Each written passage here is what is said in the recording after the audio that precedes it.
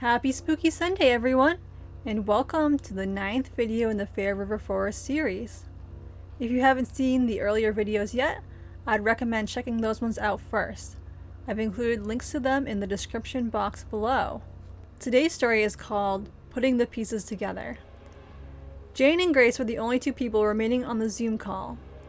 Their friends had bowed out when it became clear that no one had new insights regarding Willow's location.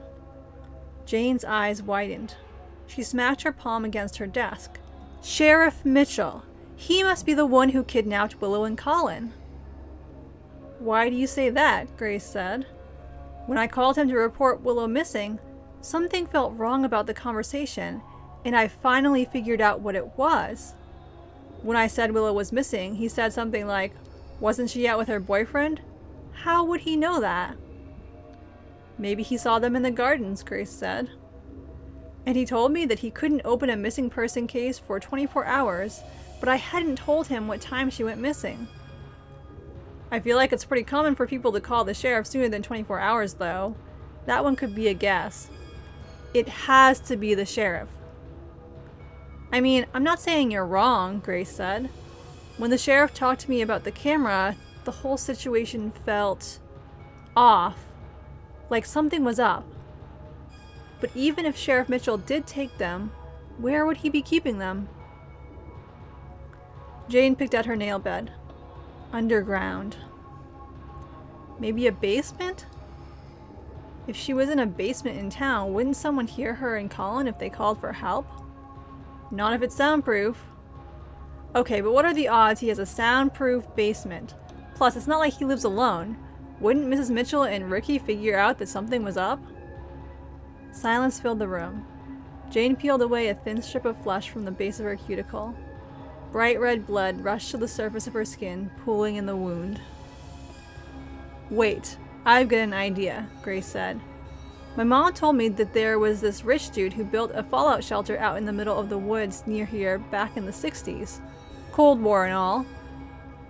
When he died, he left it to the town, under the condition that they keep it operational in case it's ever needed. They keep it fully stocked with food and water, and the sheriff is the one who oversees it. What if that's where she is? Does your mom know where the fallout shelter is? I don't think so. She learned about it through doing accounting for the town, so it's not like she needed to go there or anything. Google Maps, Jane said. The entrance has got to be above ground, right? If we look at the overhead view of the woods, maybe we can find it. And if we can find it on the map, we can use GPS to get there. I think I found something, Grace said. She shared her screen, which displayed an aerial view of a section of Fair River Forest. A clearing stood in the midst of the woods, and in that clearing was a pixelated gray rectangle. That could be something, Jane said. What do we do now? I mean, obviously we go there, but like, should we get people? How do we get in there if the door's locked? I don't know, Jane said, but we've got to do something. On the other side of town, Sheriff Mitchell is pacing about his living room. His wife Beverly went to bed early with a headache, and his son, Ricky, is out somewhere, probably at the pub in the next town over, getting good and drunk. Sheriff Mitchell is developing a bit of a headache himself, and he could sure use a cold one. He patted his side, feeling the comforting shape of his service revolver. He picked up his phone, cursing under his breath as he closed out Willow's video and stuffed the device into his pocket. His footsteps pounded against the floor as he marched toward the front door. I hope you enjoyed today's video. If you did, consider giving it a like or letting me know in the comments. I post new videos twice a week, funny or outrageous ones on Wednesdays and spooky ones on Sundays. Thanks for watching, and have a great day.